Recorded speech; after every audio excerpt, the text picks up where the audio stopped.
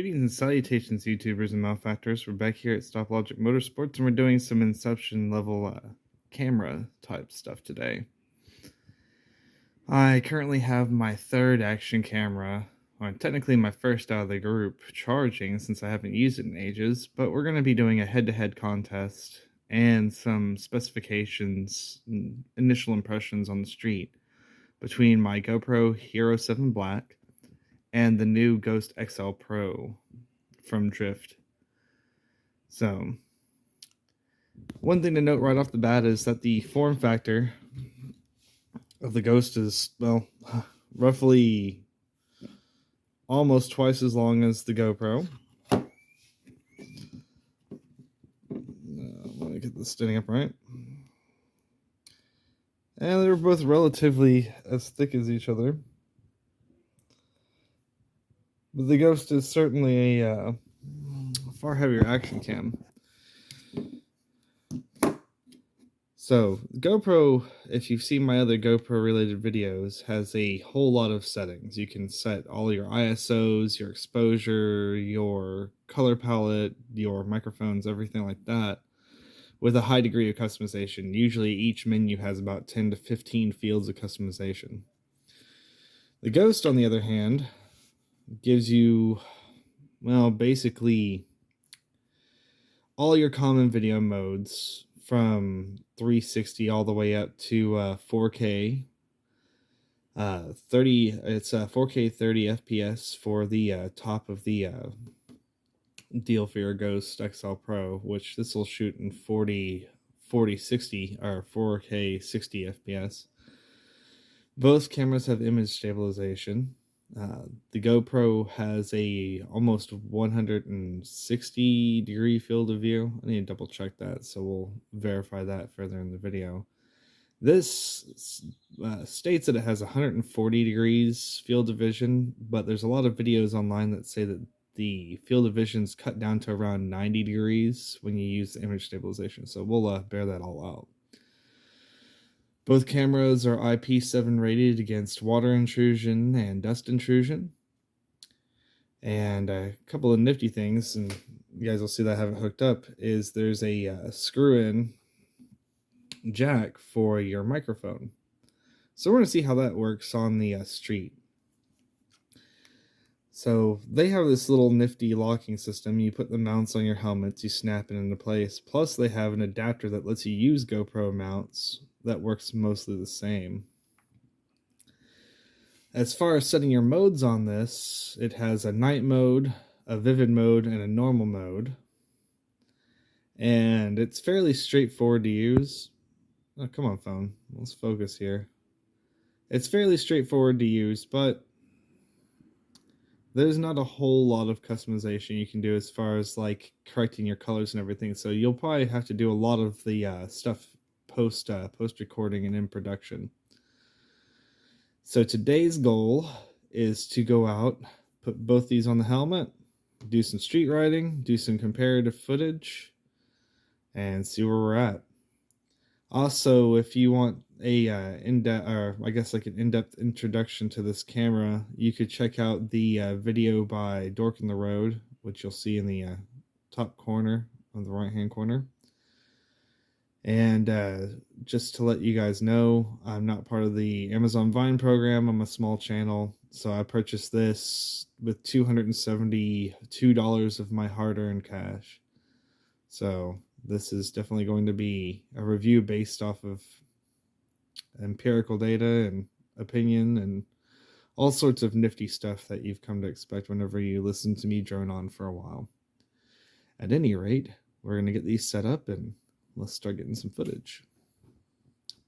Just as a further, I guess, part of the introduction, is both of these are going to be shot at 1080p 60 frames per second.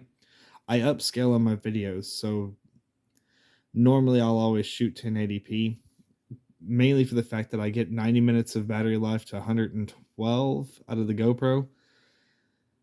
Drift claims that you can get 7 hours of recording.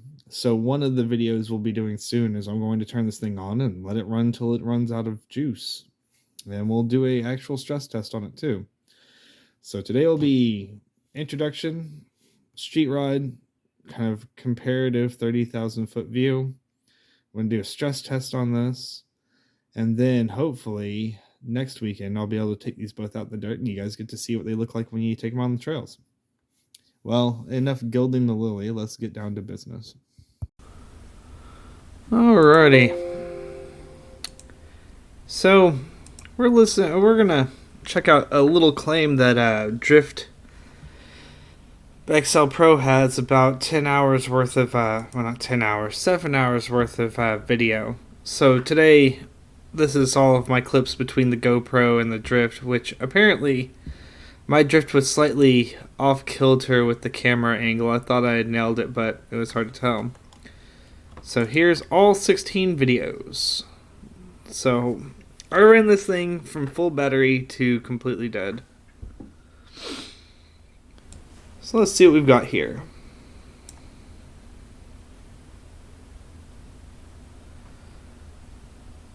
Just gonna have to think really hard. This is, from my estimation, about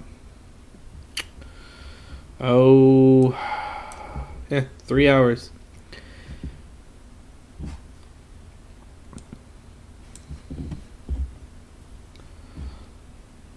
So it looks like with 1080p, 60 frames per second, and anti-shake on, that you get about 3 hours on a full charge with those settings. So that's not bad. I mean, in about an hour and a half, both of my batteries on my GoPro were already completely burnt up. I just wanted to kind of give people a bit more of a realistic expectation than expecting 7 hours of footage. Maybe it's 7 hours if you use it as a dash cam or use it in like 360p or something of that nature.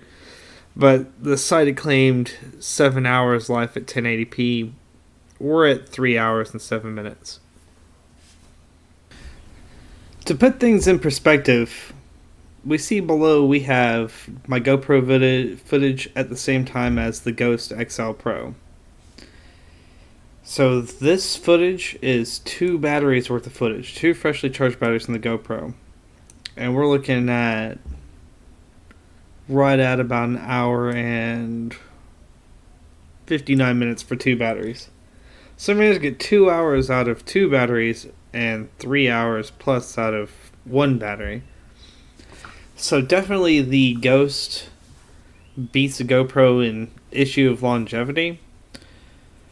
And I believe one thing I kind of found nice that you'll see later in the video is that the built-in microphone's kind of a boon if you're a motovlogger.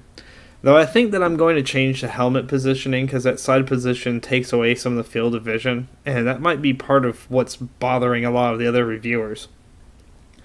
So what I'm going to do is later this week I'm going to record my commute to work, and I'm going to mount it in the GoPro location. See how that looks.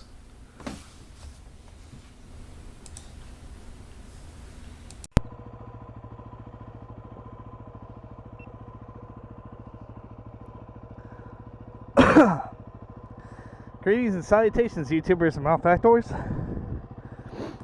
We're back here at Stop Logic Motorsports, and we're actually going out for a real adventure ride today. Street, dirt, whole 9 yards.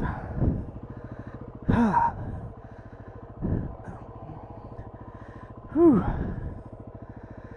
Trying out the new Ghost, or Drift Ghost XL Pro. Filming settings are 1080p, 60 FPS. So I've got the little microphone hooked in. Got my GoPro going at the same time. Got my spare battery, because this Drift says that you can record up to 7 hours on 1 battery.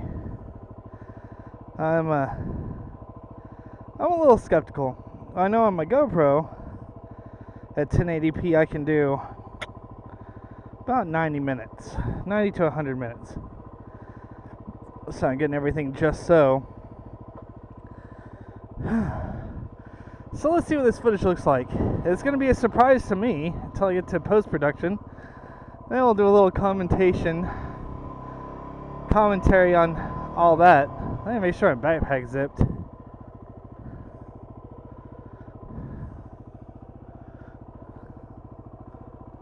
Yeah, it's zipped. Alright, anywho. So, where are we going today? We are heading to Texplex, even though I know that Texplex has very confusing trail systems. It's the only place that's going to be open because I'm getting a late start today. The house is still not sold. The remodeler, granted, he's not saying he has all these issues. Basically, it basically found himself at the bottom of a bottle and has been taking too long at my house.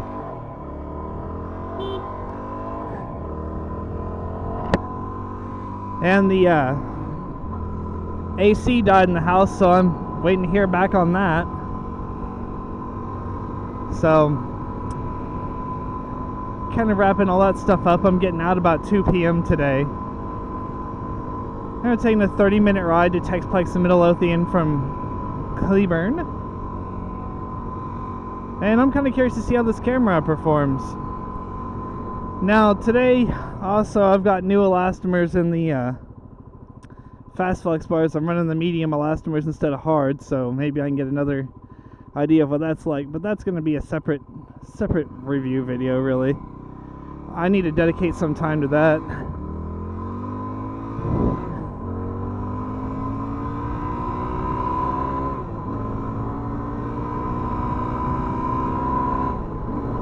I tell you what, it is great to be back on 2 wheels, though. Except for I think I injured my hand moving and digging stuff up. So my clutch hand index finger is a little weak today.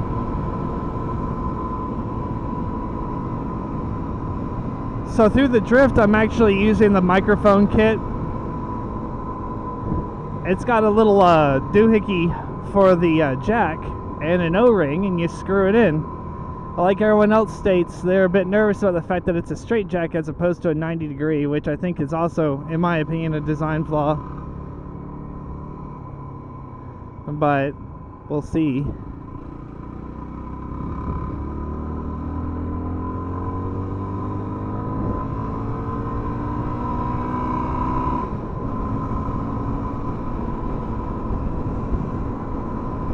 I know my speedometer reads really fast. It's because I'm in dirt gearing.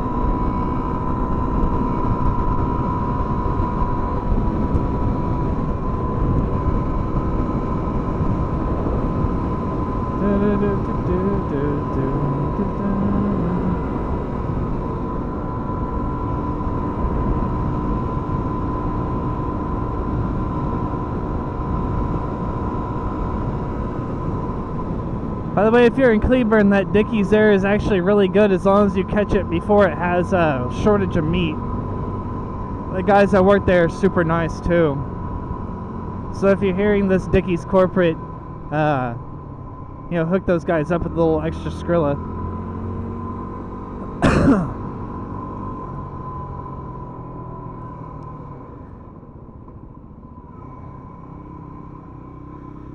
So we were all decked out, full dirt pants, knee pads, boots, jacket. I'll stop for some gas before we get to Texplex.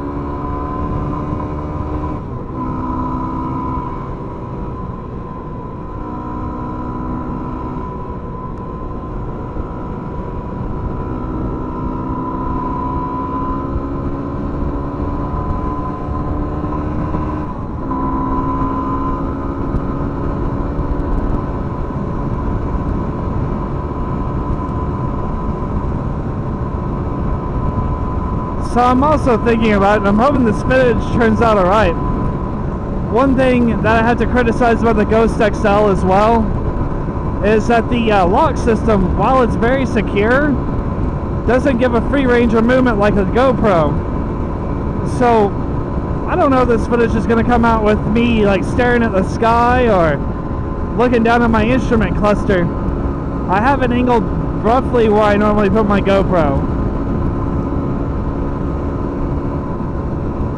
I do have the GoPro adapter for it. I just since I'm using both as a comparative shot, that area is kind of taken up right now.